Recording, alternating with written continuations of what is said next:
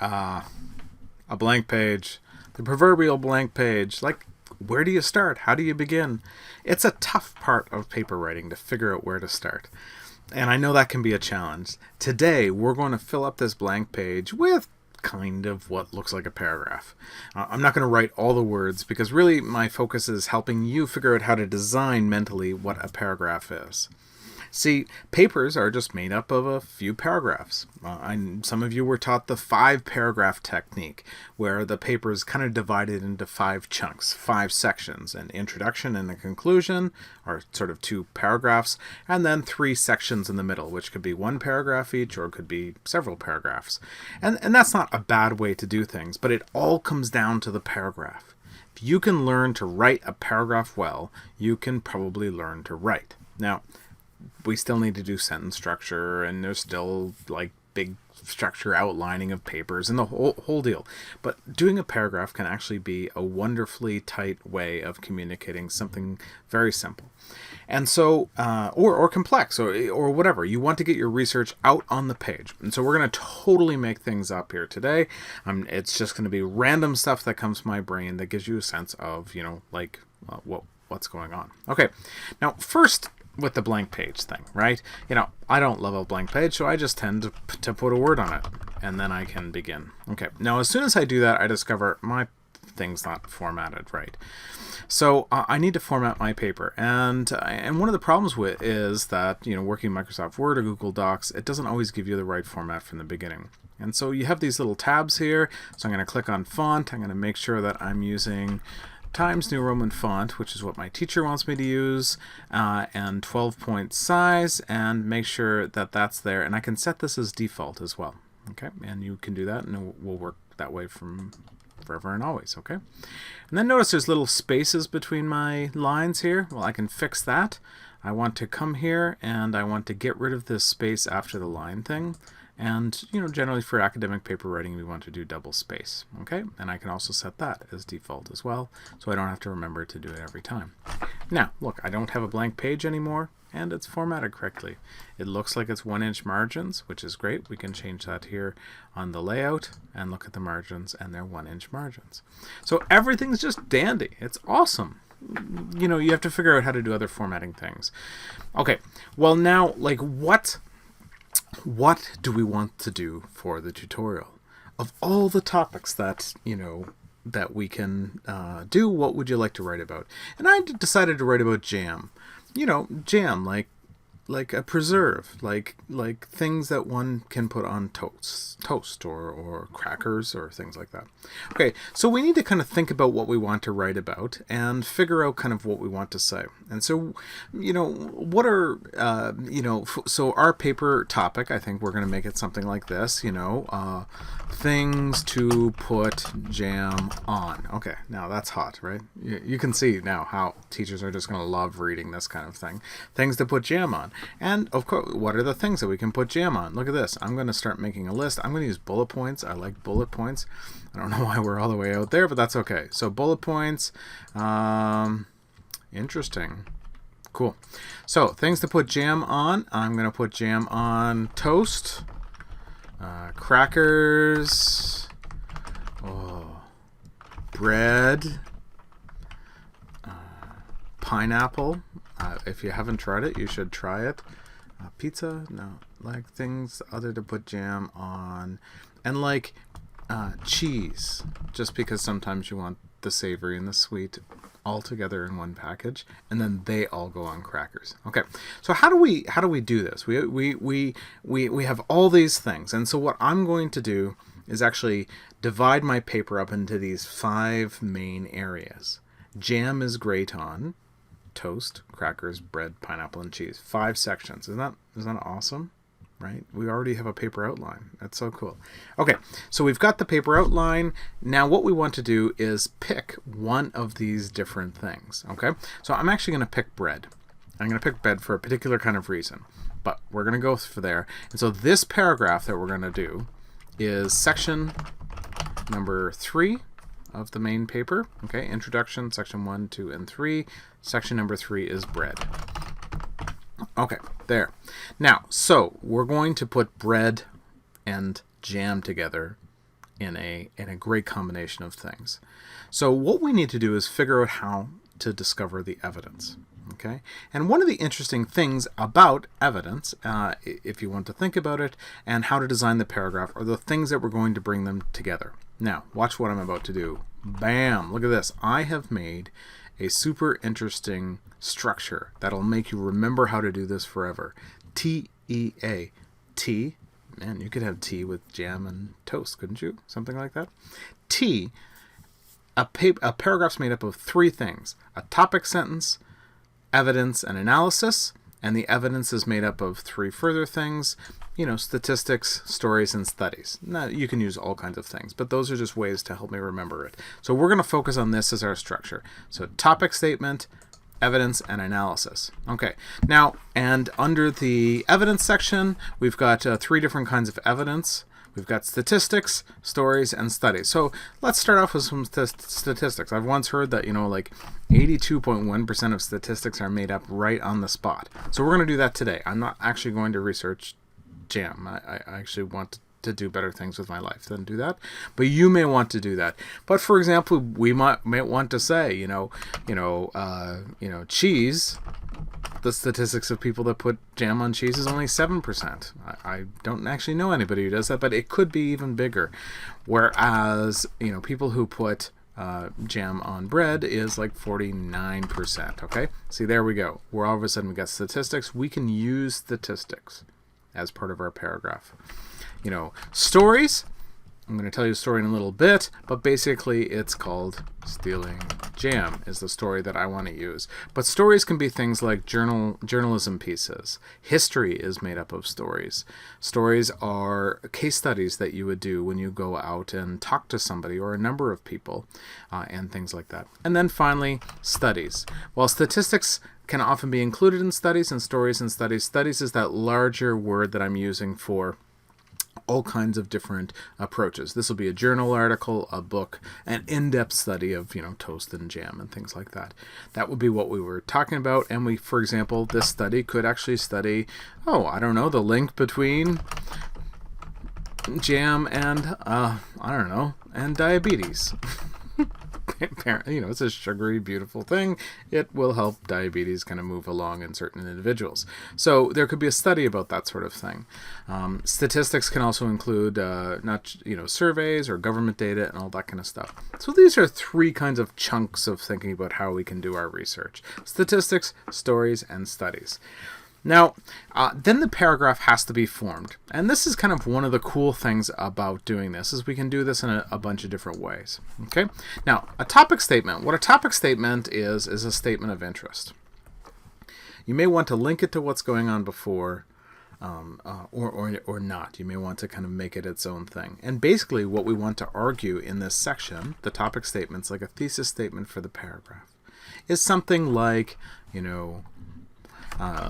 whatever other lovely and imaginative things that we can... what words do we want to use? Cover with jam? Cover with jam. Yeah.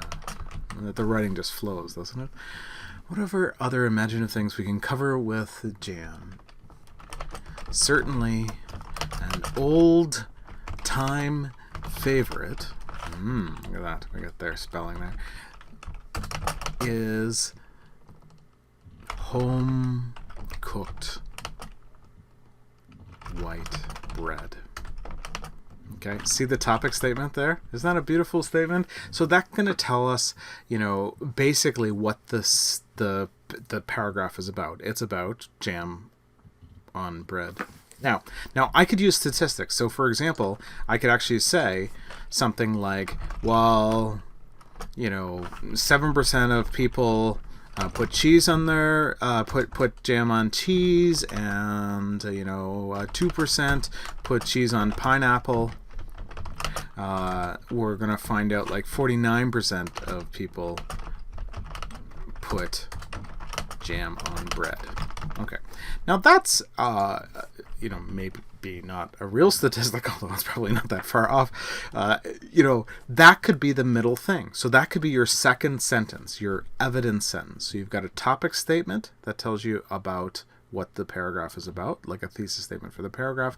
Then we have our evidence statement, and that evidence statement could be the evidence of, statistics. While this is true, this also is true. Statistical analysis of populations, or something like in the neighborhood of a BBC study of little old ladies in the English countryside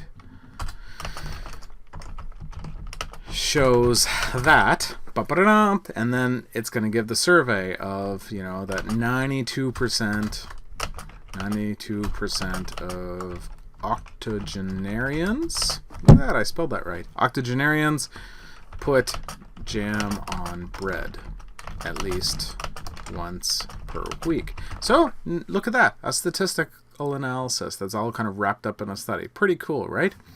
You can also do this with studies, for example.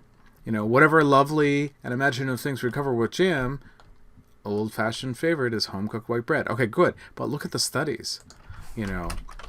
As delicious and nostalgic as jam on white bread is, the link between the two is deadly. And then you go into it. Jam is linked with diabetes in the research, and then you're going to do a study from the journal Studies in Nature, jam, the Jam Studies Journal, and the Jam Studies Journal is going to tell you all the things you need to know about jam. Okay, so studies are another way to do a paragraph, and you can see how we now have a bit of evidence. Okay, and then there's also stories. I'm not going to write out the story. I'm going to tell you the story that I used to mow my grandparents' lawn. My grandparents lived in a little tiny house that wasn't a very far distance away from the house where I grew up. And I used to go down and mow the lawn. And my grandmother baked gorgeous white bread, this nice fluffy right from the oven kind of bread, and she would leave it out, and it would start to harden a little bit on the outside but still stay soft on the inside, and she'd leave a knife there, and it was just awesome. And we lived on a farm, so we had really nice butter. And in the springtime, in late June and early July, we would go strawberry picking with her, and we'd come home with our fingers kind of all red from the strawberries that we stole from whatever farmer allowed us to pick the strawberries, and then we would spend all day in the kitchen making the strawberry jam, huge vats of strawberry jam boiling, and the smell and the gorgeousness, and she would scrape bits of lemon or orange rind into the strawberry jam and add the sugar and the whole rest. This is what my grandmother did, and then she made these beautiful jars of strawberry jam. Well, one day when I was mowing, I just was a little peckish. I wanted a little snack, and I went in to my grandparents' fridge. I pulled out the jam, got a little spoon, and then I cut a slice of bread, and I slathered the jam on the bread, and I just sat there and ate. It was the best thing ever. Then I went out and mowed for a little longer. But as I was mowing, all I could do was think about the jam, yeah? And so then I went back in, I cut another slice of bread, and then I put the jam all over it. And I ate that bread. And I went back out and I mowed for a little longer, and then I thought about the jam, and I went back in and I looked at the bottle, and I realized I had eaten like half of this little tiny bottle. So I knew I needed to get rid of the evidence. I had to eat the rest of the jam. But if I took more bread, they would know that I stole the bread as well as the jam. And so I just ate the jam and washed the jar and hid it at the back of the cupboard.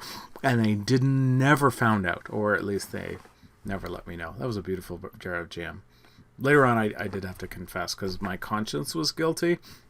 Anyway, so jam and bread, beautiful combination, and you can see the story. I'm not going to write it all out, but you can see how after that great topic statement, lovely and imaginative things, jam and bread, the next sentence could be my story. It could be statistical analysis of jam and bread, and it could be some other kind of study. It can be a positive study. It doesn't have to be a deadly study, but it can be a study of some kind. So the second part of a paragraph, and that can be a line or two or three, I'd have to tell that story in a very short period of time. that is the evidence piece. And then finally, a paragraph is going to have some sort of analysis. And of course, it depends on the kind of, things that you studied. For example, on the study of octogenarians and white bread and jam, what are we going to say? What are we going to give as analysis? For example, the analysis for that first one, the statistic could be something like, one can see that the experience of bread and jam is, ready for this, baked into the English culture. See what I did there? How I made a pun? Isn't that great? Don't get into jam on this project. Okay, no, I'm not going to do any more puns. Or something like that. A more sophisticated sentence. For example, after my story, what would the analysis could be? I would just actually write something like, is there anything better than homemade bread and grandmother's jam? Now, it's a problematic sentence. Your grandmother may not make jam, or she may not be living anymore, and I apologize, mine's no longer living. But it's just meant to really capture kind of the essence of things. That's the analysis statement. But it can also be very sophisticated. Something like, whatever we might love about ...